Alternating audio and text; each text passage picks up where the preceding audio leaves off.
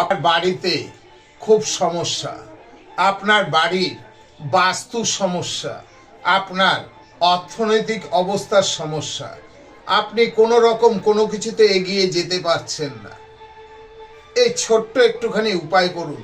অনেকে অনেক রকম টোটকা দেয়, আর আমিও টোটকা দিয়ে আপনি করে দেখুন, আপনি ফল পাবেন।